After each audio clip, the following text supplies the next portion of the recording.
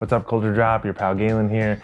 And this video is about creating culture and holding people accountable inside an organization is a promise that you make to employees. I want to talk about what I mean by that, but that's really truly what it's about.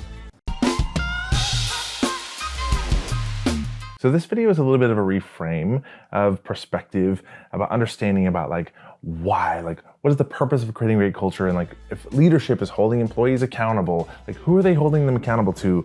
And I think historically that conversation is that the mentality inside the organizations is that you're doing those things to hold people accountable to leadership and to the organization of being productive and all that stuff. That is not actually the case.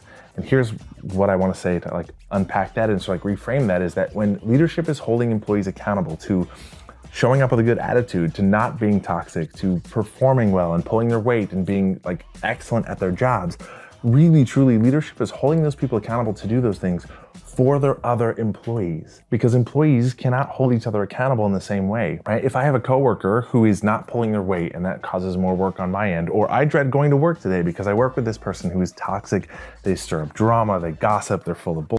That ruins my experience as an employee, and only leaders can hold people accountable to that. And it's not just about the lowest level behaviors and accountability in that sense. It's why do we create exceptional culture? Why do we want it to be a really great place to work where people are really engaged, they're positive, they're accountable to show up with a really great attitude, and people take ownership of making it an actually great intentional culture where people pull their weight and they show up in a great way, right? In terms of how they treat other people and do their work. The reason is for the benefit of other employees, not for the benefit of leadership.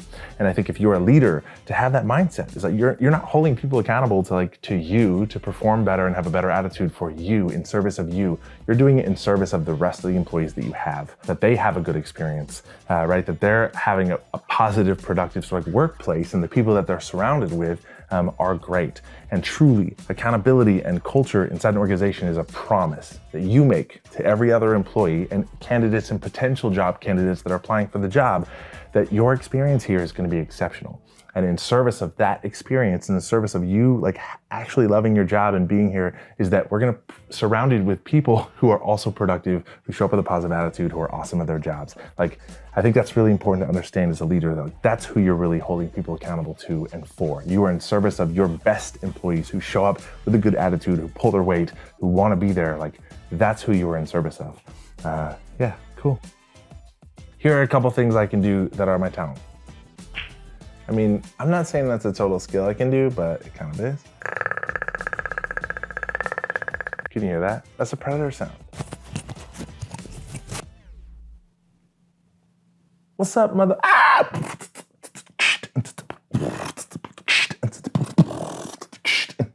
Thanks for watching and tuning in. Subscribe to our channel. We put a lot of content on here. You can also subscribe to the Culture Drop mailing list and get these emails in your inbox every Tuesday morning. Follow our social media channels.